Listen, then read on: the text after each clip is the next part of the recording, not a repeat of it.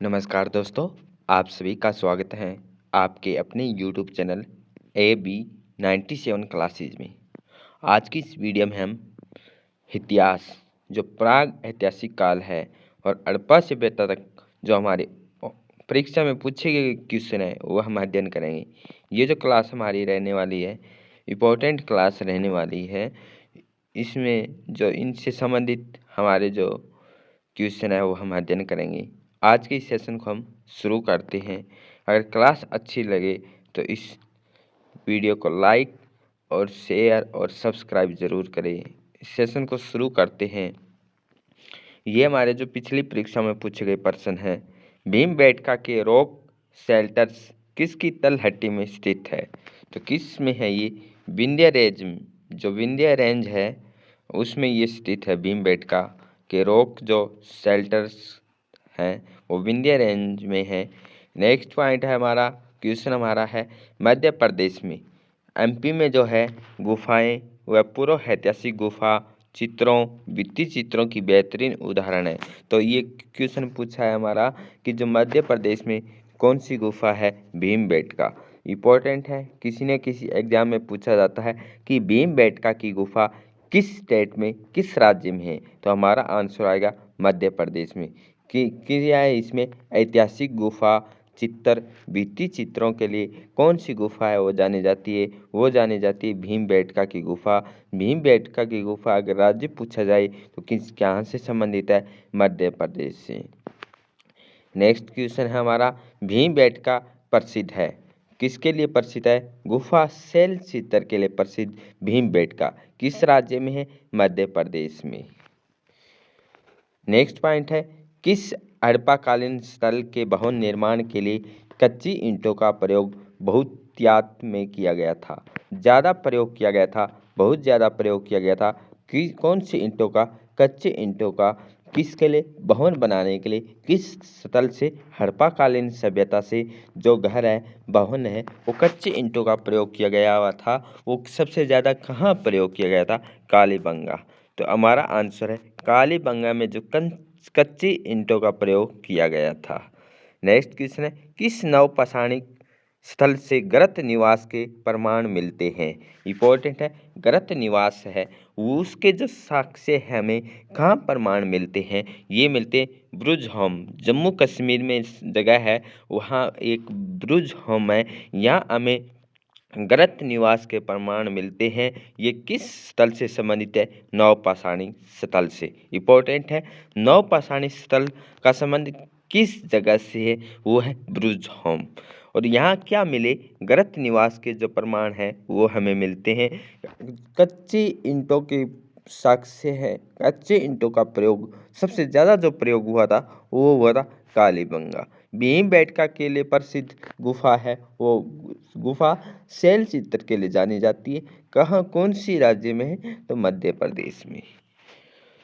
Next है question हमारा, पुरातात्विक अवशेष के रूप में काले रंग की चूड़ियाँ, अग्नि कुंड, हल, जूते खेत, युगल समाधान में कौन सा तत्व कालीबंगा में नहीं पाए गए?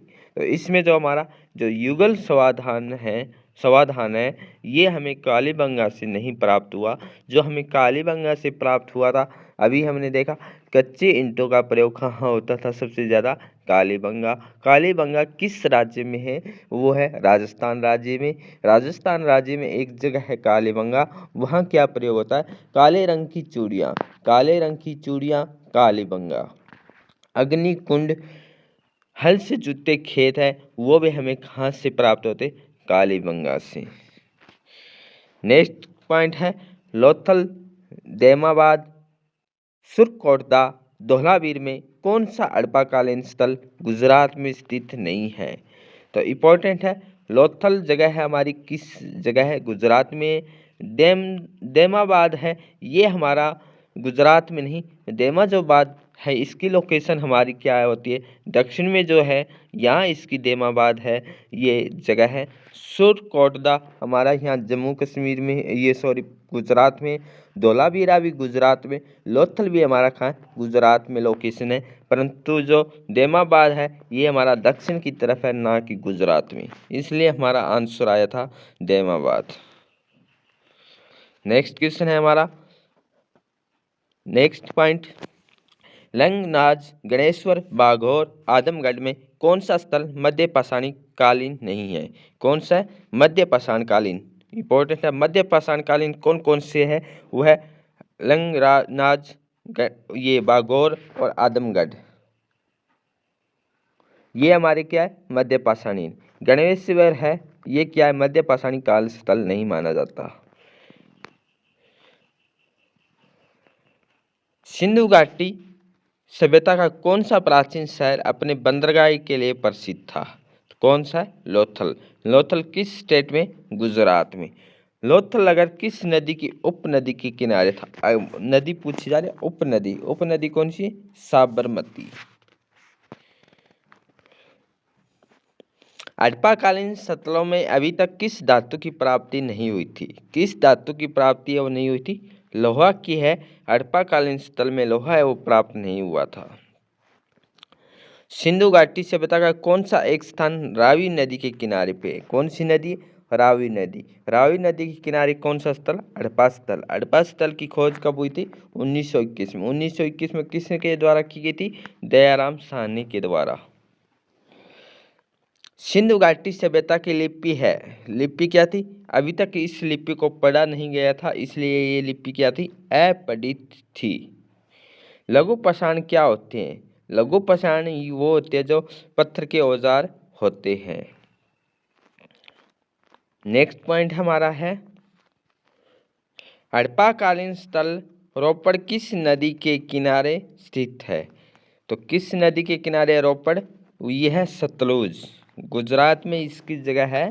गुजरात के आसपास की जो लोकेशन है, स्टेट है, उसके आसपास ये हमारा रोपड़ है, ये सतलज नदी के किनारे के आसपास। हड़प्पाकालीन मोहनजोदड़ो लोथल में सिंधु सभ्यता का कौन सा स्थान भारत में स्थित है?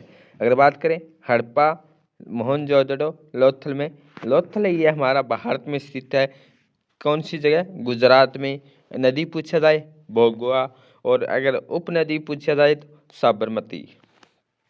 नेक्स्ट पॉइंट, कौन सी एक विशेषता सिंधु घाटी सभ्यता के प्रमुख शहरों की एक सामान्य विशेषता नहीं थी? सिंधु घाटी सभ्यता के प्रमुख शहरों की एक सामान्य विशेषता नहीं थी? सिंचाई की नहरें।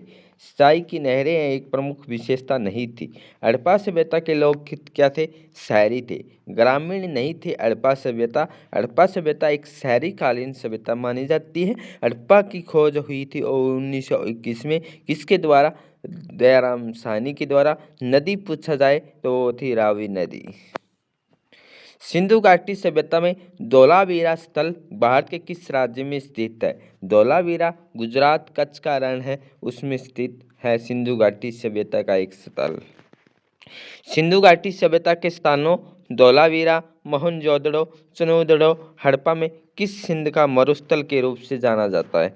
सिंध का मरुस्थल इंपॉर्टेंट हमारा क्वेश्चन बना है। यहाँ से क्या क्वेश्चन बना है? ये बना है हमारा, सिंध का मरुस्थल किसे कहा जाता है?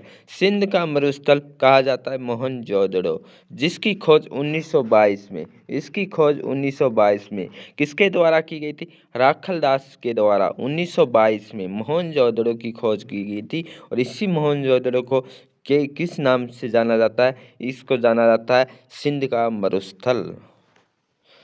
नेक्स्ट है पॉइंट, सिंधु घाटी सभ्यता का कौन सा एक स्थान लूनी नदी के किनारे पे? कौन सी नदी है जी? लूनी नदी। लूनी नदी की बात करें तो धोलावीरा। धोलावीरा एक लूनी नदी के किनारे पे स्थित है। और ये धोलावीरा किस राज्य में? तो गुजरात राज्य में है। किस राज्य में है जी? गुजरात राज्य में धोलावीरा सिंधु घाटी सभ्यता से संबंधित ये स्थल है। युगल, समाधान, फारस की मोहरे, बंदरगाह एवं उत्तम किस्म के जौ में कौन सा तत्व प्राथमिक अवशेष के रूप में लोथल में नहीं पाया गया? तो उत्तम किस्म के जो जौ है ये क्या है? लोथल में नहीं पाए गए थे। लोथल में जो मिला था युगल, समाधान, पारस की मोहरे, बंदरगाह, उत्तम किस्म के जौ है, ये हमें नहीं मिले थे। ये तीनों चीज़ें कहाँ मिली है?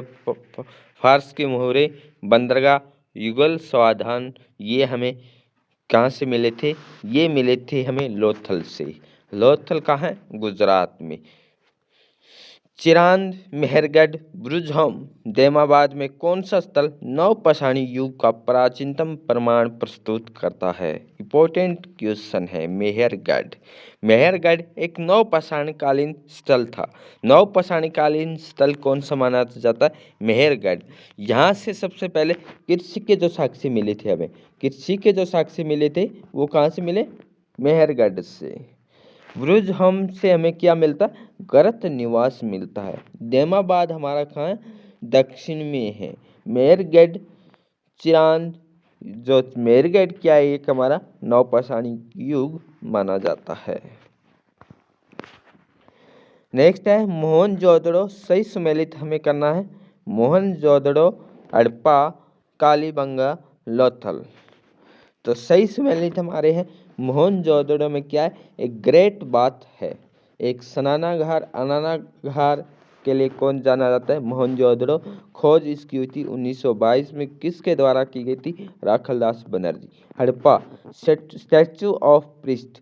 स्टैचू ऑफ प्रीस्ट कहाँ है? हड़प्पा से संबंधित, और इसकी खोज हुई थी 1921 में। 1921 में कौन सी नदी? रावी नदी के किनारे। कालीबंगा, हल्के चिन्ह। कालीबंगा कौन सी स्टेट में? राजस्थान में। जहाँ से क्या मिली थी? काली चूड़ियाँ, कच्चे ईंटों का प्रयोग सबसे ज़्यादा कालीबंगा में।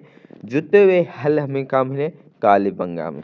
लोथल, लोथल है कहाँ है? गुजरात में। बोगवा नदी के किनारे। बोगवा नदी के किनारे उपनदी अगर पूछा जाए तो साबरमती, और इसका पतन लोथल किस लिए जाना जाता है? एक पतन इस स्थल का हुआ था, इसलिए इसको कहा जाता है एक जो सिंधु घाटी सभ्यता में जो पतन हुआ था वो किसका हुआ था? लोथल का। मोहनजोदड़ो की सबसे बड़ी इमारत कौन सी है? बड़ी इमारत अगर पूछा जाए तो ग्रेट ग्रेनरी, ये एक बड़ी इमारत है मोहनजोदड़ो की, जो खोज हुई थी 1922 में। कब हुई थी? 1922 में। किसके द्वारा? राखलदास के द्वारा। सिंधु घाटी की सभ्यता के लोग किसकी पूजा करते थे? सिंधु घाटी की सभ्यता के लोग किसकी पूजा करते थे? वो करते थे पशुपति की। किसकी पूजा? पशुपति की। पुरालेख शास्त्र किसका अध्ययन है? पुरालेख शास्त्र किसका अध्ययन है? तो हमारा आंसर आएगा जी शिलालेख। ऐतिहासिक लेखों का संरक्षण विज्ञान की किस शाखा के अंतर्गत आता है? ऐतिहासिक लेखों का जो संरक्षण है वो विज्ञान के किस शाखा के अंतर्गत आता है? वो आता है म्यूजियोलॉजी के अंतर्गत आता है। तो दोस्तों आज जो हमारे वन लाइनर जो क्वेश्चन थे वह हमारे क्वेश्चन पिछली परीक्षा में पूछे गए क्वेश्चन थे, तो आज हमने डिस्कशन किया था। नेक्स्ट टाइम इनके ऑब्जेक्टिव टाइप MCQ क्वेश्चन हुआ हम अध्ययन करेंगे। अगर क्लास अच्छी लगी है तो सेशन को लाइक ज़रूर करना, शेयर ज़रूर करना। अभी तक चैनल को सब्सक्राइब नहीं किया है तो चैनल को सब्सक्राइब ज़रूर करना। हर डेली आपको हमारे यहाँ इस चैनल पे वीडियो क्लासें हैं मिलेगी, इसलिए ज़्यादा से ज़्यादा इस चैनल को सब्सक्राइब ज़रूर करें। और आज की सेशन को हम यहीं विराम करते हैं। Thank you all of you. जय हिंद, जय भारत।